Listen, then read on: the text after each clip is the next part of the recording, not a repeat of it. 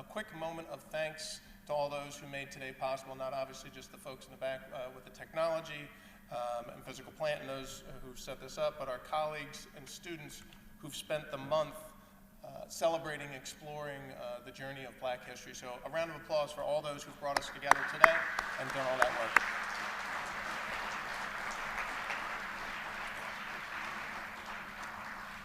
Today is a rare opportunity, a precious one, to connect across the entire Shipley community, again, not just here on campus, but online and around the world, to be as one, as a community. We've explored that idea over the past month through Black history, and we're capstoning that today in our assembly. You know, right now, for those who are just tuning in, here in Yarnell Gym, our Black Student Union has just helped lead us through a reflection on what we've done this month to celebrate Black history here on the upper campus in Avery Silverman Dining Hall. The middle school has done the same, and lower school in the lower school gym, exploring all of the lessons, all of the celebrations, and what we have to reflect upon in Black history. And so one more time, I'm going to ask for folks to join me in celebrating that and thanking all those who've done that important and hard work and learning over the past month.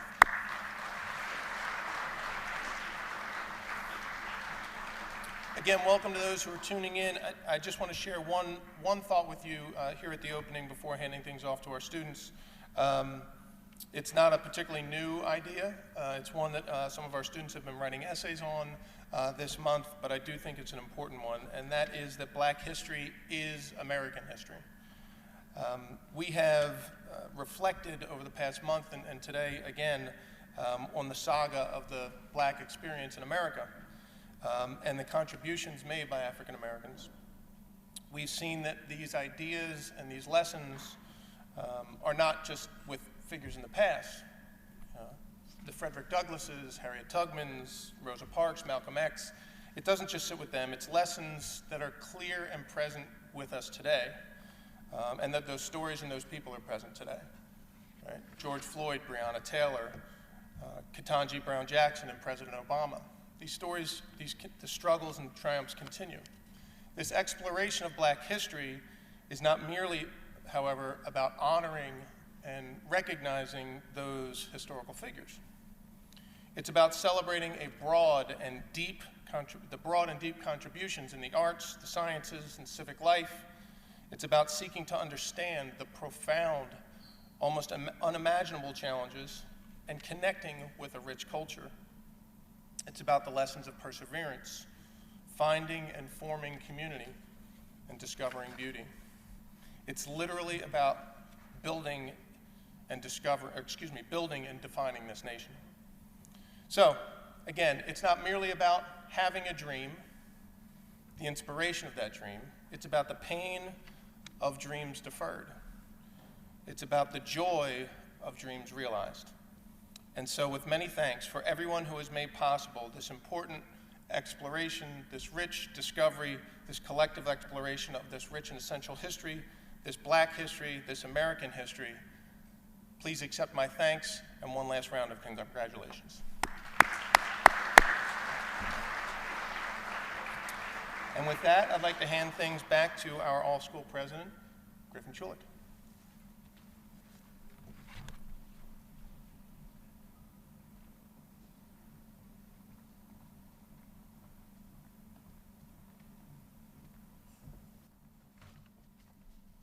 Good morning, There we go. Good morning, Shipley students and faculty. I want to start today with a quick story.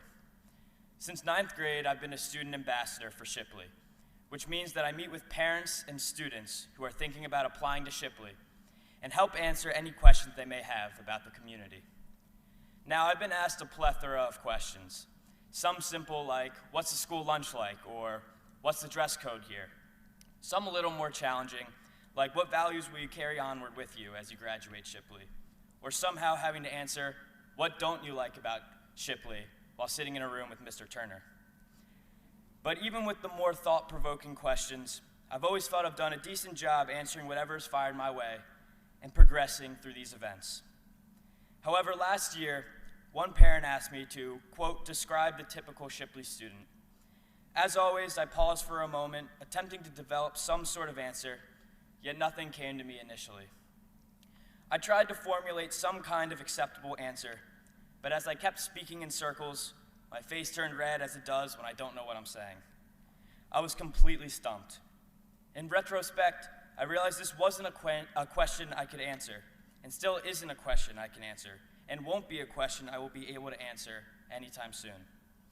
Quoting Mr. Turner, "There's no cookie-cutter mold for Shipley students, and I can't echo that enough." There isn't a particular type of individual at Shipley, and as a community, we honor and admire our wide range of differences. I wanted to use this story to segue into the topic of this assembly, Black History Month. This month, in my opinion, has three main components to it. First, we are reminded to look back on the hardships and successes of Black Americans in history, anywhere from hundreds of years ago to as recent as the past year or two, and to wrestle with uncomfortable conversations about the past. Secondly, this month serves as a reality check, forcing us to remain aware of the current social climate in the United States and the day-to-day news. Finally, Black History Month reminds all of us to look onward to the future and think about how we can positively contribute to the world, even if of the smallest magnitude. Black History Month definitely serves as a time to recognize the accomplishments of Black Americans, but it's certainly not an exclusive celebration. As I was saying, Shipley doesn't bring in or produce any particular type of individual, which means within this community, it's our job to celebrate our differences. In this assembly, I hope we can all reflect on our unique qualities, because it's these qualities that make us one cohesive unit. Thank you.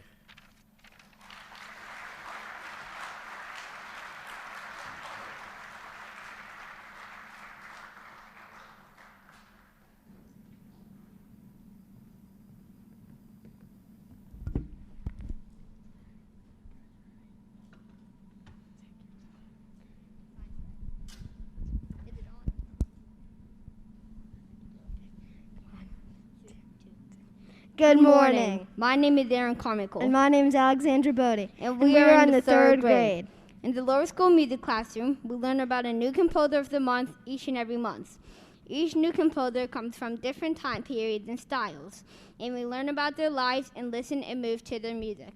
It is an opportunity to reflect on what we like about a piece of music, as well as to learn how relatable many of our composers' lives were to our own. In February, we have been learning about Florence Price. Florence Price was born in 1887 in Little Rock, Arkansas. Her father was a dentist and her mother was a piano teacher.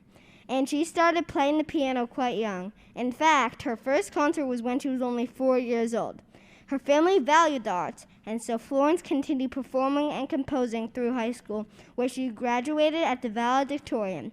She then went to study music education and performance from the prestigious New England Conservatory of Music in the early 1900s, which was a huge achievement for a Black woman at that time.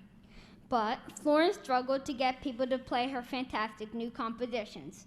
She wanted to find an orchestra to play her first symphony. But despite entering competitions and writing letters to conductors, no one was willing to give her music a chance. In 1933, all of that changed.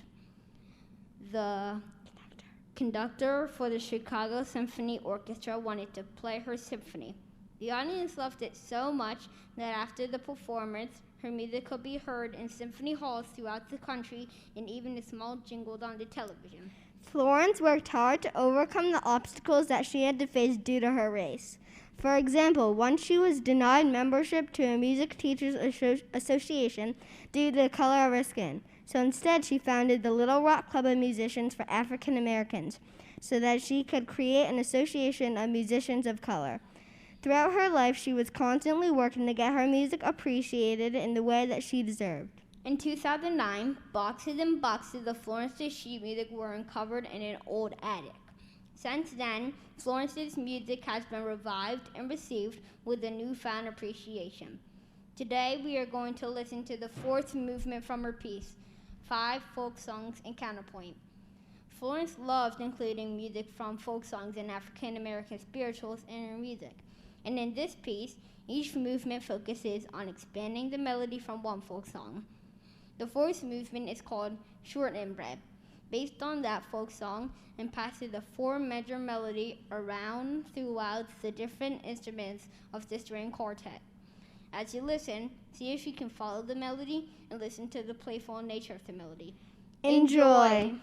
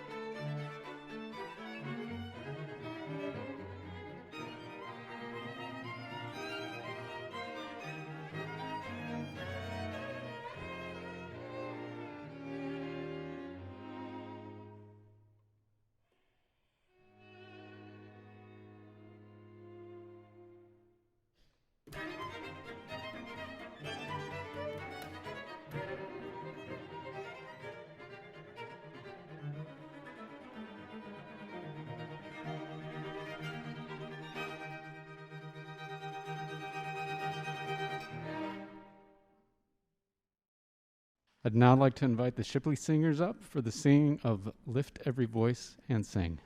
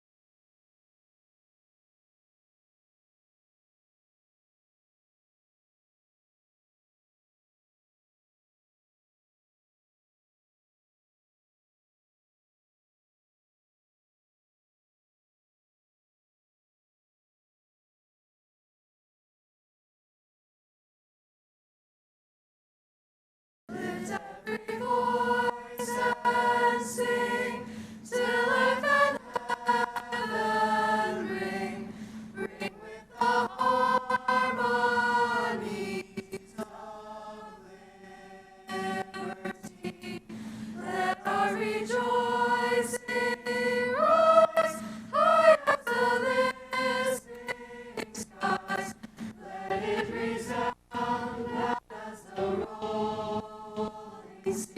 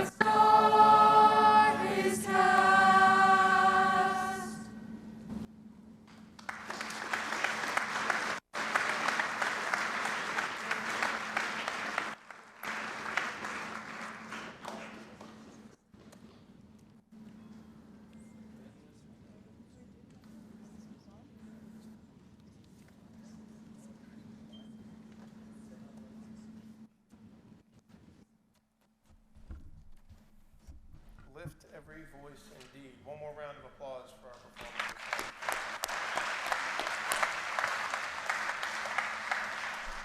The words of that song have kind of inspired me to, I'll offer a second, with your indulgence, a second idea for the day as we get ready to close.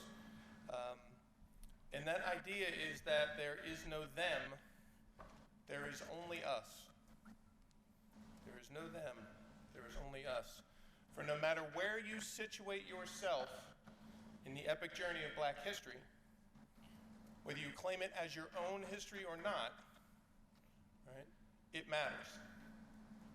These stories matter. These lives matter. They matter because Black history is American history. They matter because there is no them. There is only us. We are what Dr. King called in an inescapable network of mutuality, tied in a single garment of destiny. So again, no matter where you situate yourself in Black history, in that Black American experience, I implore you not to surrender your place, not to change it. Right? We're all products of our families and our communities, the ones we're born into and the ones we choose. So I implore you not to surrender that place, your place, right? Your identity, your culture, but to rise to the calling of Shipley's mission and to live our motto. To love learning, to act compassionately, and to strive for excellence by seeing and understanding others' places in Black history, others' identities, other cultures, and doing this with courage and grace. For whether you are seeking to be seen or to see, to be heard or to hear, both the speaker and the listener, the seen and the seeker are better for that experience. So how do we do that? Well, how do we live our mission, our motto in this way? How do we live into the idea that Black history is American history, that Jewish history, that LGBTQ+ history, that women's history is American history, that there is no them and that there is only us? Well, I have an idea. Many of you are familiar with the tenets of an honor code that's pretty broadly used, most famously at the U.S. Service Academies. It says that I do not lie, cheat, or steal, or tolerate those who do. Pretty common idea. Powerful and simple, often hard to live into. Well, I would suggest adding the following to that foundational moral code. To not other anyone or tolerate those who do. Like anything important worth practicing, math facts, Latin declension, stick skills, and the rest, you have opportunities to do this every single day here at Shipley, on campus, and out in the world. When you encounter someone who thinks differently than you, acts differently than you, worships, sings, dances, paints, cooks, eats, listens to different music, and generally moves through the world differently than you, do not other them. Whether they wear a different school's jersey, a different pin on their lapel, whatever. Do not other them. Do not see them as other, because they are not them, they are us. So Monday, we will mark the end of Black History Month, as Peyton shared. But we will also begin a new chapter in applying its lessons. As Mr. Ryan shared with us, on Monday we'll begin a new chapter in a different epic journey, our journey through the pandemic of COVID-19. As we move to a mask-optional setting for the first time in just 2 weeks shy of 2 years, half of our students have never attended a Shipley class not in a mask. A third of our students has spent over 3/4 of their time at Shipley in a pandemic. This is new and different regardless of how long you have been here.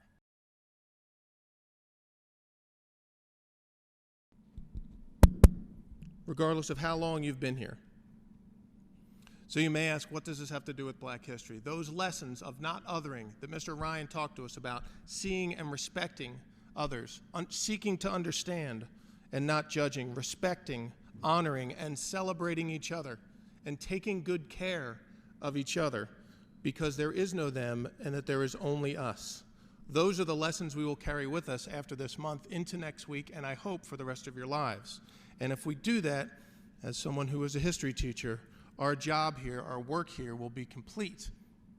Not complete, but fulfilled. So with that, I'd like to wish you all a happy Black History Month. Once again, congratulate you on the work and learning and growth, the challenging conversations you've leaned into this month. And once again, thank all of you who made this possible. And with that, I'd ask you to rise and celebrate with our school song.